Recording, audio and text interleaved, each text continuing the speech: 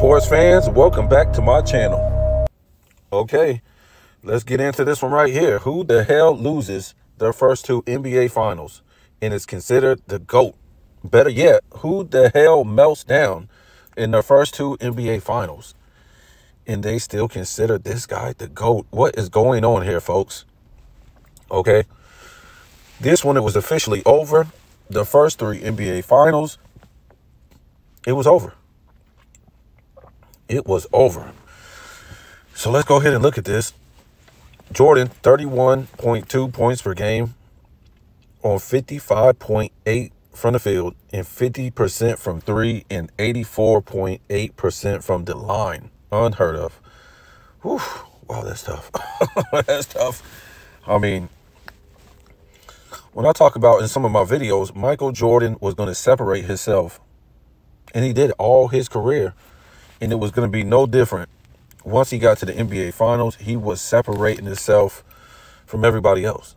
It don't matter if, it was his 88 MVP year, his rookie season where he led, his team in 4 statistical categories. It don't matter if it was him coming back and setting a playoff scoring record when he came off a broken foot. And then the next season, 37 points per game, 200 plus steals, 100 plus blocks, this type of stuff. And didn't even get an MVP. Wow. So, Michael Jordan got revenge. The next season, I got a video on that. But,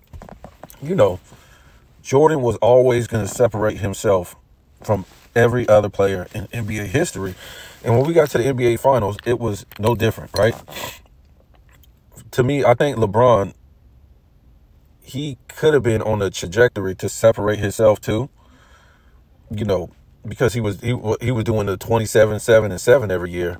But it just didn't happen, And we're going to see this right here.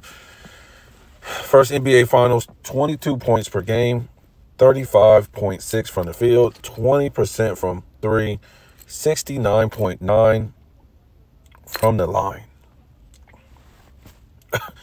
I mean, look, it was over right there.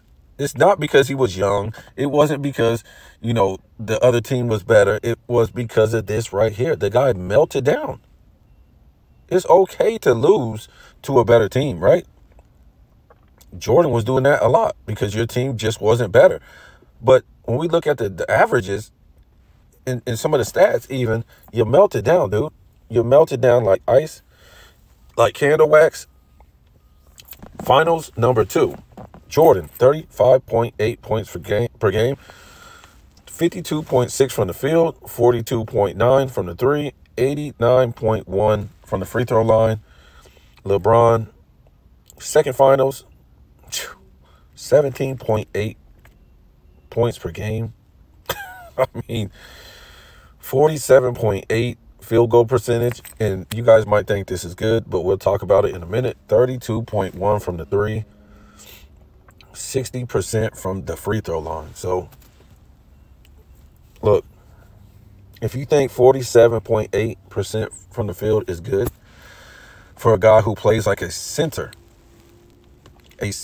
where he shoots the majority of his shots in the paint, right under the basket, layups and dunks, that's not good.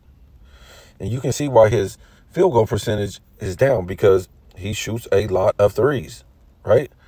And if you shoot a lot of threes, you better be hitting them. Finals 3. I think this is off by 1 point. Jordan averaged 41 points per game. 50.8% from the field and 40% from the three and 69.4% from the line, which is unusual for Michael Jordan. To even be in the 70% from the line, that really didn't happen. It happened that series. I don't know what it was, but the man don't even shoot in the 70s. That's weird. LeBron, number 3 finals. 28.6 points per game. 47.2 field goal percentage. 32.1 three-point percentage. And 82.6 from the line. Oh, boy, I don't really know what to say about this. It wasn't good, but it wasn't bad. It wasn't bad, but it wasn't good. That's all I can say about this. The finals three. And in this NBA finals, LeBron was outscored by Kevin Durant. Kevin Durant. Look, I'm thinking if LeBron doesn't have this super team, you take away Bosh, it's over. You see up top here, Jordan had Pippen. That's it. For 3 straight championships. And they'll tell you that that was too much. Who did you play? What was your competition in 3 straight NBA finals?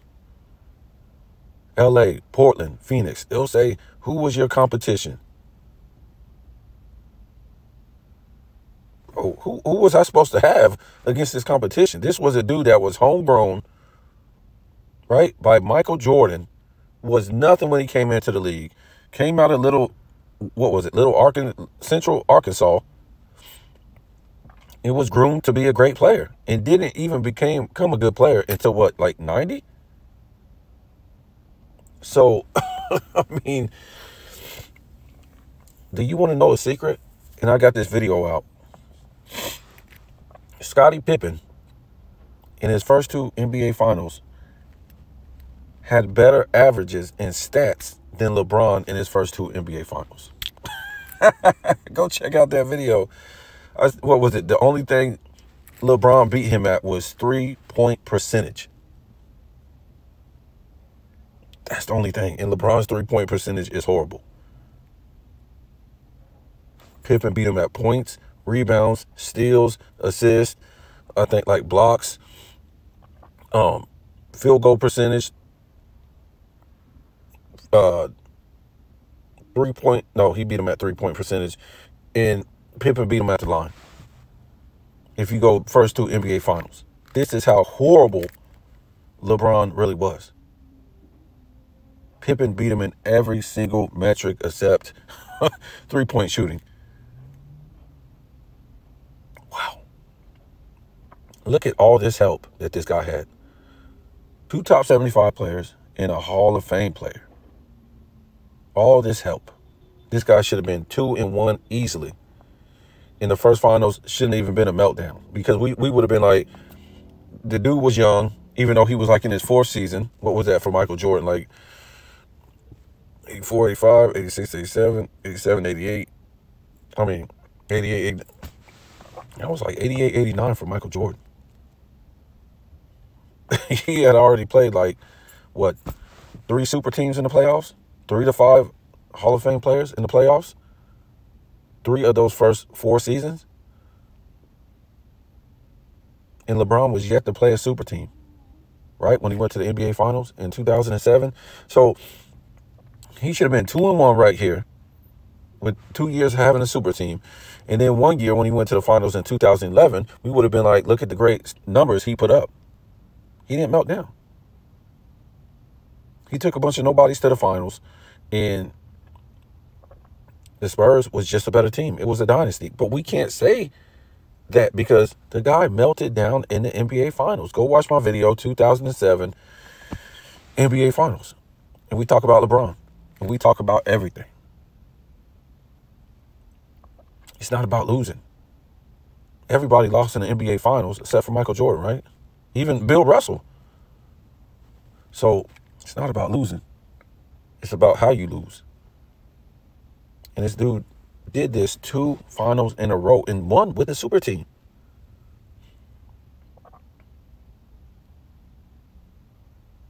You don't have to melt down because this guy, look, the first finals, he melted down because his competition was better. And then the second one, he melted down. Nobody knows why. And he had a super team. Michael Jordan played super teams in the playoffs 6 of his first 7 seasons and did not melt down.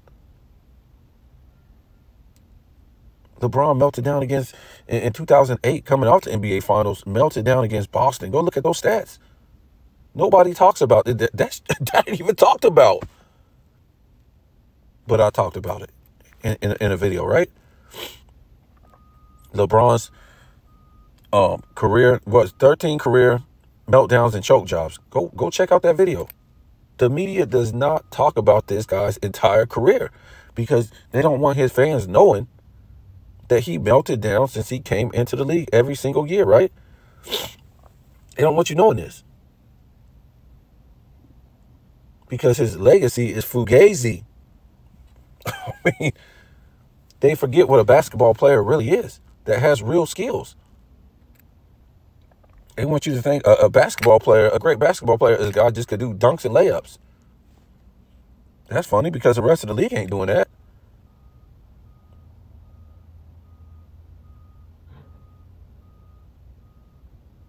Michael Jordan could do it all as a guard. And that's why this guy is 4-6 in the finals, because that's really all he can do is dunks and layups.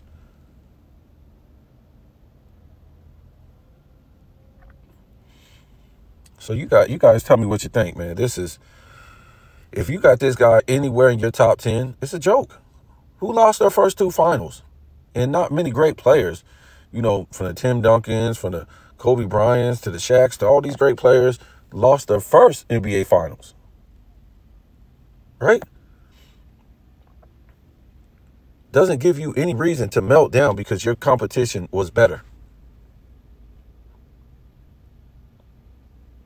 You want to go down in a blaze. You're like, man, okay, you might be better, but I'm going to show you that you need all these better guys just to beat up on me. And that's how Michael Jordan was.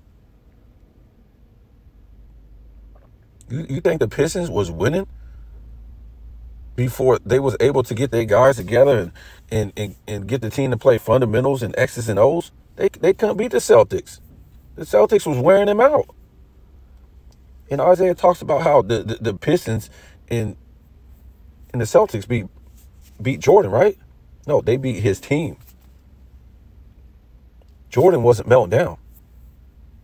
You know, Isaiah Thomas was losing because he did not have the team, but he was not melting down. So you guys tell me what you think, man. Tell me what you think about this one. To me, it was over after the first NBA Finals. You couldn't compare these guys. But when you look at this right here, like I said, he needed a super team just to reach his peak, just to start winning. He needed a super team. So tell me what you think.